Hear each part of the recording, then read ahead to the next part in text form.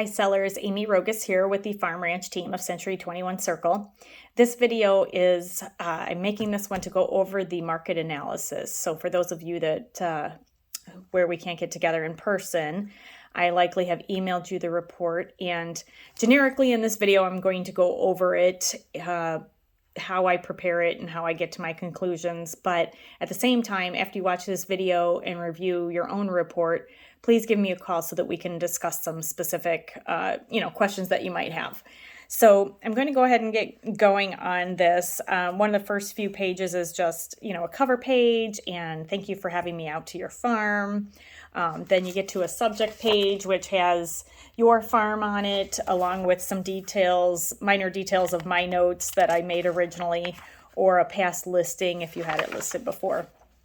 But then we move on to the market analysis summary sheet, which show you the different closed sales that I looked at when I was doing my research. Now, when I go over this, I very much, I have an appraiser background, so I have an appraiser mind, and we'll refer to that a lot, because if you have a buyer that's going to have to get a loan, the property will have to appraise out, or he or she is going to have enough cash. If there's a gap between the sale price and the appraised value, the buyer will have to have enough cash to come and fill that gap. But at the same time, likely, and I'm kind of getting off on a tangent, if the appraisal report comes in low, the buyer will ask you to reduce your price. So I try to do these market analysis as accurately as possible. Again, with my appraisal background, I worked for an appraiser for 12 years. I didn't actually have my license, but he taught me a lot about appraising and how to adjust and whatnot. And I feel like my analysis are quite accurate.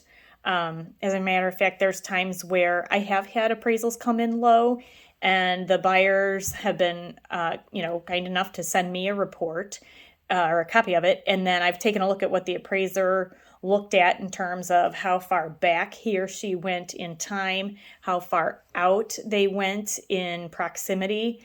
And then I've been able to research, okay, what other comps are out there that I know of that he or she may have missed? Just because with me being specialized in the farm and ranch properties, a lot of appraisers are more in-town appraisers. And so I know off the top of my head, oh yeah, I want to look at this sale and I want to look at that sale. And he or she may not know that. So, no fault of theirs, but obviously just trying to help the sale along. And in the past, I've had maybe out of 4 reports that have come back low, I've been able to provide additional comparables and get 3 out of the 4 increased in the appraised value. And the 4th one, we actually still held the deal together. The buyer and seller just did a compromise. So moving back on, the market analysis is going to show the closed sales that I selected. Now, do note that I typically comb through the sales and narrow it down to what I have here on the report.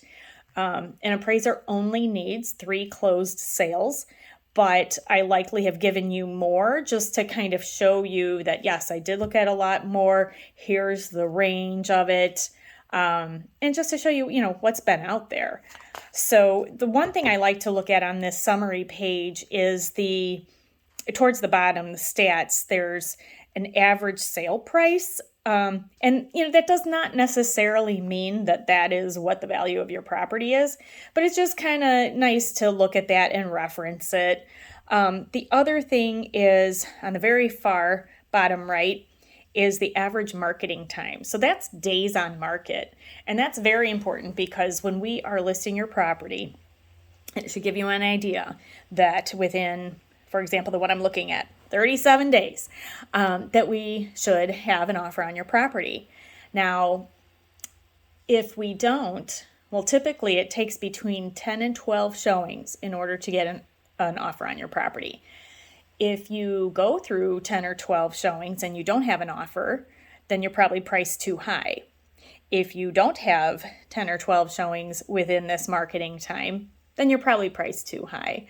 So, and the thing is, when we say we put it on the market and we're halfway through this marketing time, we want to look at it depending on how anxious you are or aren't.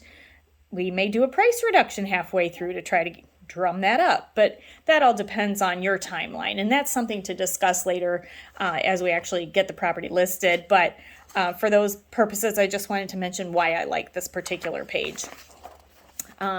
Also, I may have included it in this report or in a separate page, but I like to show you properties that are actively on the market that would be your competition. And that's helpful when we price the property, because I like to be in a gap space, say for example, there's property listed at 500 and 550. I like it if my listings fall within a gap of like that 525, but they don't have to. It just kind of something to reference, because supply and demand always seem to be on the farm and ranch side, and especially if you have no competition. But again, we'll talk about that a little bit later, but that's why I may add active sales in here as well. The next page is a map that will show you your property in blue, and then closed sales will be in black. And if I have actives on here, they will be in green. And I show the map just to show the proximity, because again, the appraisers are only supposed to go so far out from the subject property. And, they can go further for sure. They just need to make comments as to why they do that. And they also like to see properties that are from all different markets around your property. So say, for example, they had 3 comps, but they're all from the north or something of that nature. Then the underwriters might look at it and go, but that market might be better, and that's why the value is okay. What if we pulled properties from south or something of that nature? And so I like to see properties from different directions. Next page is a bar graph, if you like visual, seeing things. Then the following page is comparables, and this is the sheet that will look as similar to an appraisal as you can get. It shows the subject property on the far left, and then the 3 comparable sales on to the right of that. And we go through and do what we call line-by-line item adjustments, which is exactly what an appraiser does. We don't necessarily adjust for the number of bedrooms, but rather for the total square feet. So don't be surprised if you don't see adjustments in the bedroom portion. And then, of course, we adjust for the number of full bathrooms, half bathrooms, under the lot size. That's where your acreage comes into play. And on this particular report, for example, there's one here that shows like 10 plus acres. And this is a field where I can't control the number of acres that it's showing you. It gives me a drop-down menu. So what you'll need to do if you want to get into the nitty-gritty of it is look further back in the packet. I do have the full listing for each of these properties so that you can see the details. Because like for this one here, it says it's 10 plus acres, and the reality is it's 54 acres. So that's going to be a big adjustment. And then again, we adjust for square feet, which is actually, it shows, square feet on this one line after the lot size, but the adjustment is actually a little bit further down. It's just the formatting on the computer system we have, so bear with me on that one. We will also adjust for if it has a basement or not, and if that basement is finished or not, if it has a bathroom and or exterior walkout access, so different things continue to add up. Number of garage bays, and I don't necessarily count whether differently if it's attached or detached. And people, there's no such thing as a half of a car. So it's 1 car, 2 car, 3 car. Granted, your buyer's going to see some value if you have an oversized garage, but the appraisers don't give it value. Next would be the age of the house, and that isn't actually, so I don't adjust on the actual age, it's more the effective age. So if you have, for example, a 100-year-old farm home that has been completely rehabbed and is like brand new, then I'm going to compare that to newer homes as well. And it's also like a modernization type of a line as well. Following that is exterior. So if you have, say, a vinyl house versus a brick house, we'll have some adjustments there. And then we get into, oh, wait, one more.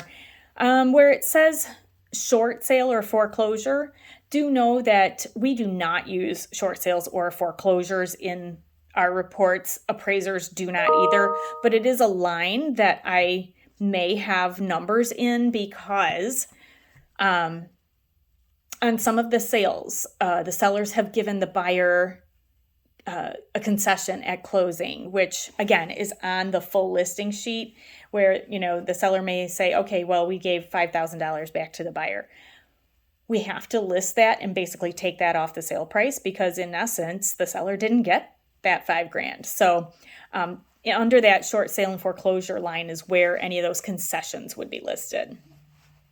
And then moving on is where we end up, or where I end up adding a bunch of different, say, customized line item adjustments, because this program was not made for farm and ranch properties. So we add in a line for the number of square feet in the house. And that is the price per square foot. We calculate that based on what the average price per square foot sells for in your market.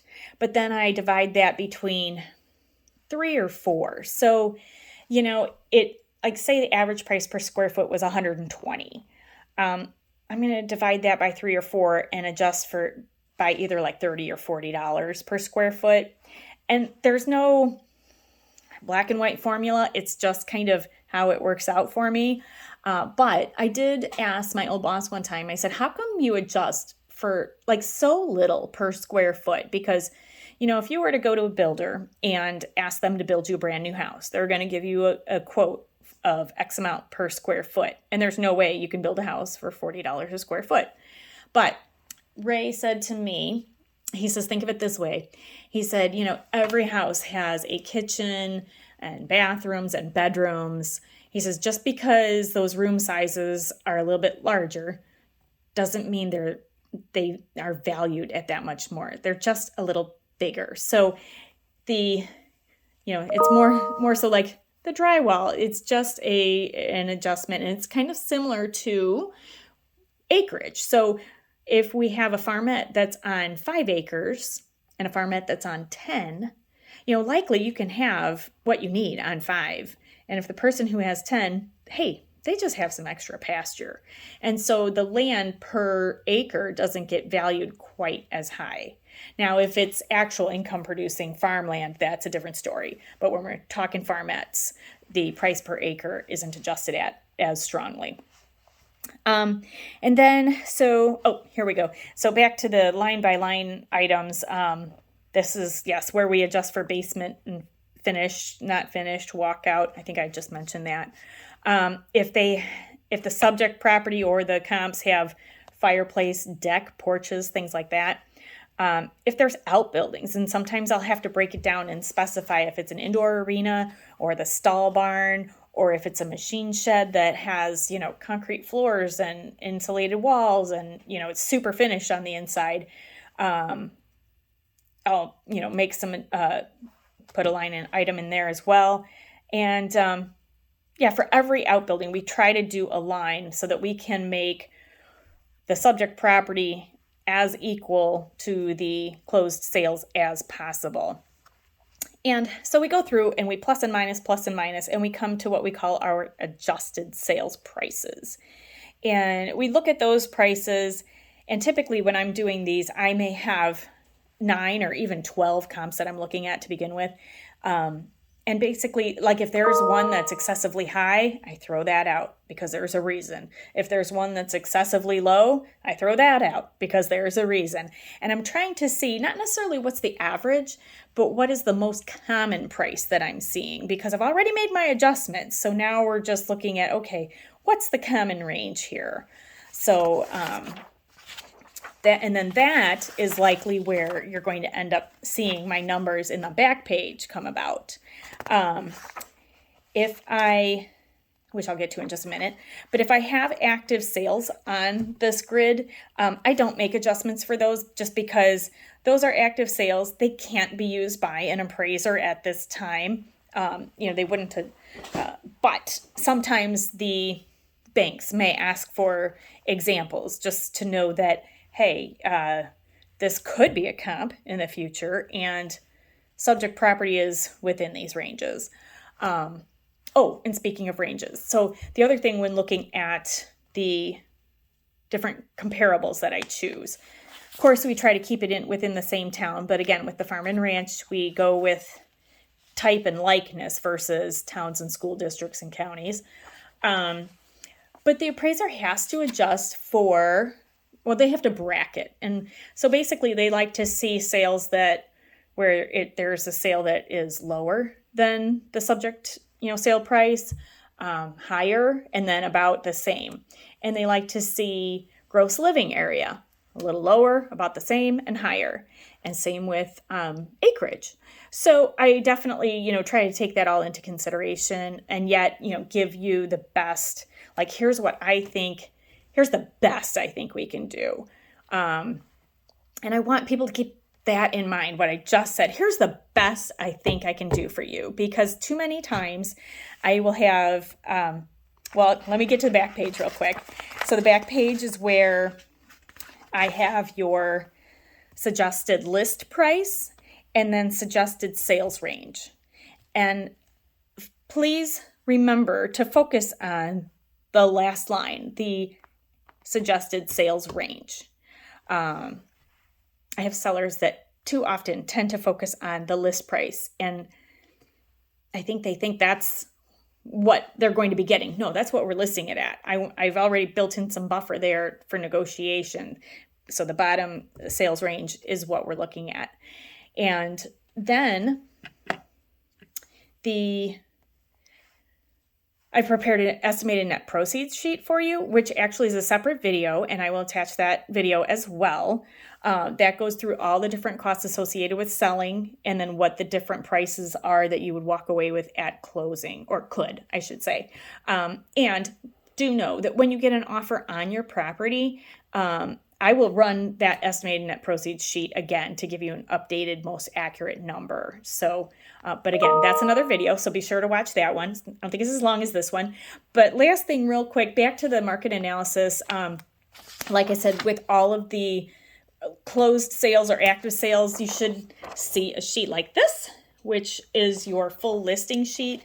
And so if you want to dig into the nitty gritty of, yes, how many bedrooms, bathrooms, and get a description, or, Google the address and take a look at the interior photos, feel free to do that. So that is it for the market analysis. Again, once you've gone through yours and taken a look at it, if you have any questions, please give me a call and we can discuss your individual property all by itself.